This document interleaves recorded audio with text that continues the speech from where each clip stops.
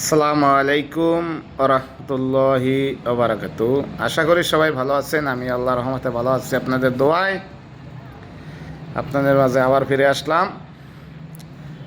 আজকের প্রসঙ্গ, যেই প্রসঙ্গ নিয়ে কথা বলতে চাই, সে প্রসঙ্গটা হলো যে জামায়াত ইসলাম বাংলাদেশ এবং ইসলামী আন্দোলন বাংলাদেশ, তারা বিশেষ করে এই দুইটাই বড় দল, এরা শরিয়া আইন কায়েম করতে চায়। তো এই শরিয়া আইন কায়েম করার পরে কি হবে এটা কিন্তু তারা সুস্পষ্ট বলে নাই। এরকম কিছু কথা শুনতে পাই সোশ্যাল মিডিয়ায়।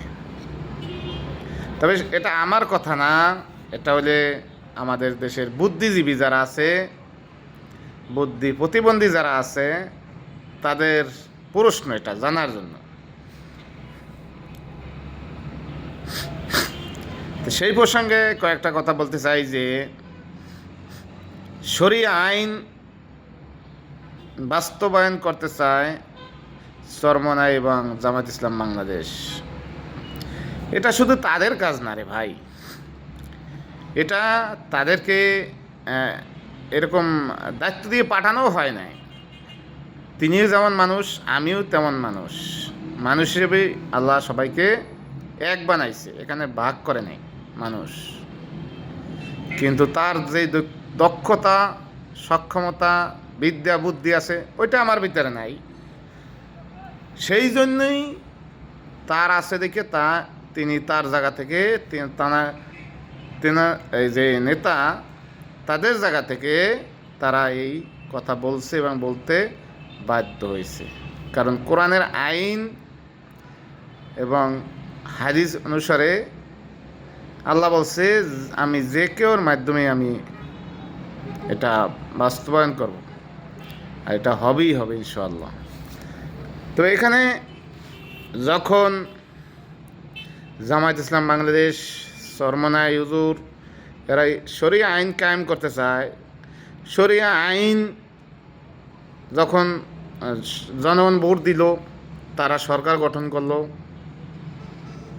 বাংলাদেশ তো এখন সব আইন নাই যে কোরআনের আইন আছে, কিছু কিছু মিল আছে, কিছু নাই।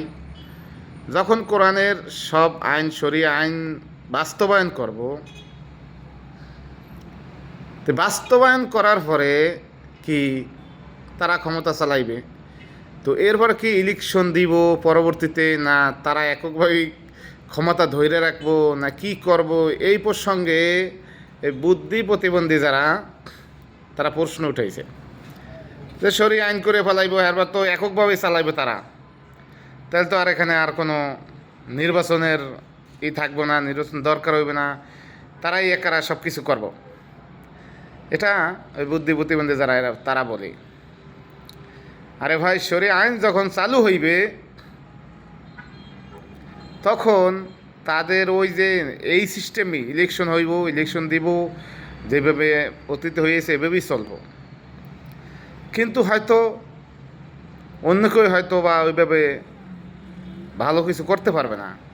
কারণ জানেন, বিশ্বাস করেন, এটা আমি বিশ্বাস করি আর কি, যদি এখন পর্যন্ত আমার সেই রকম সরকার পাই নাই, তবে আমরা কয়েকজন বা কিছু এমপি মন্ত্রী পাইছিলাম জামায়াত ইসলামের বাংলাদেশের।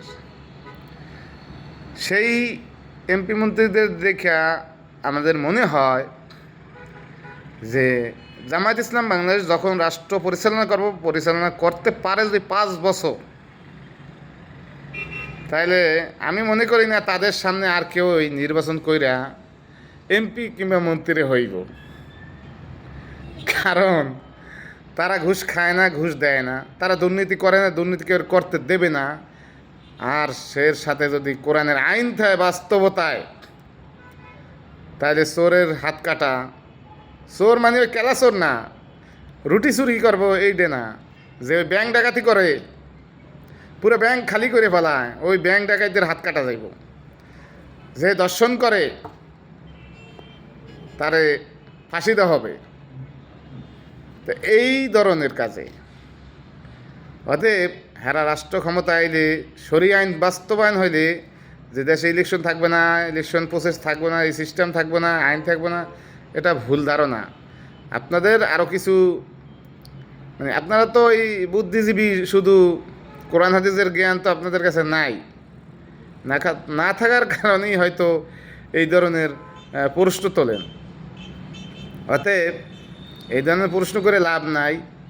অথচ আপনিও মুসলমান, কোরআনের পক্ষে কথা বলেন, কোরআনের আইন বাস্তবায়ন হোক, এই কাজটা, এই কথাটা বলেন ইনশাআল্লাহ।